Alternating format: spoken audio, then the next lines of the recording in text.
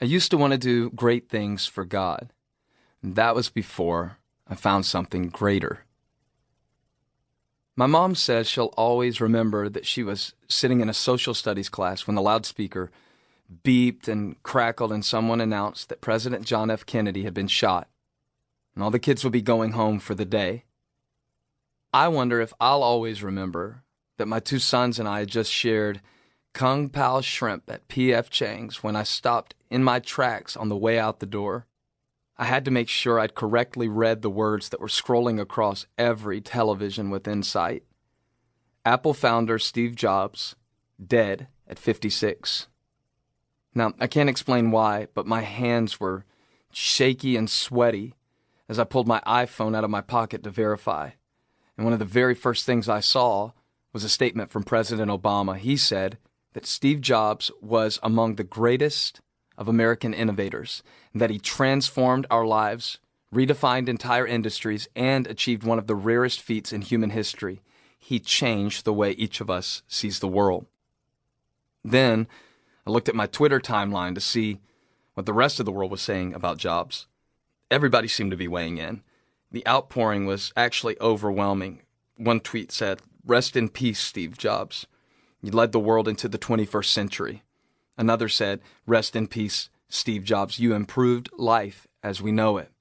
And still another tweet said, "Steve Jobs, on behalf of every dreamer sitting in his or her garage who is crazy enough to try to change the world, you will be missed."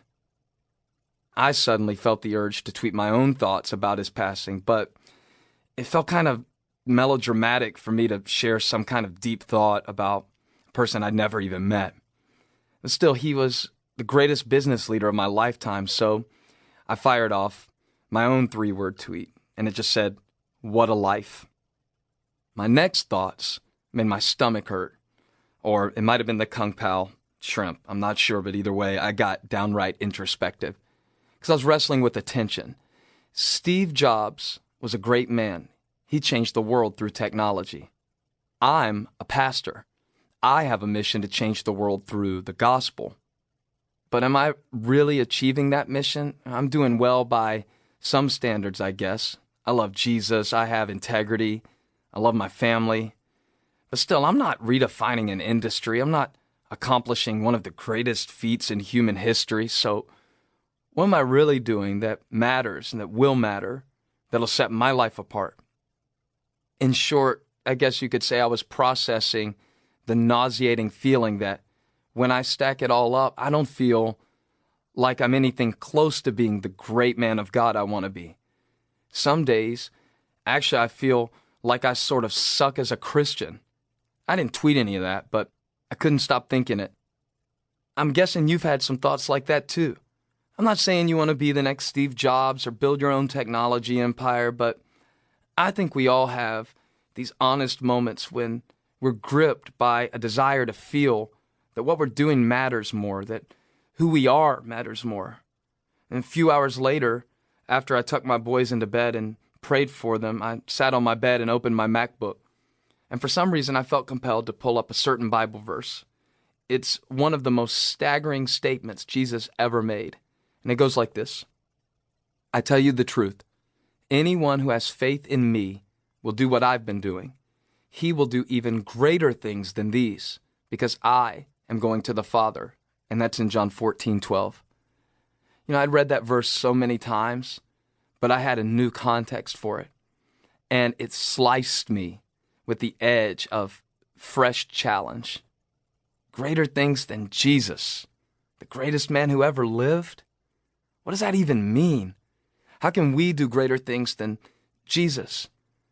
Does that mean that we're able to do more powerful miracles than Jesus, have a bigger impact than Jesus?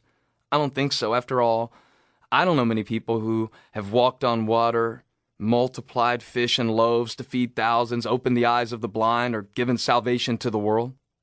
If you're looking to be greater than Jesus, put down your crack pipe, my friend, because that's not happening.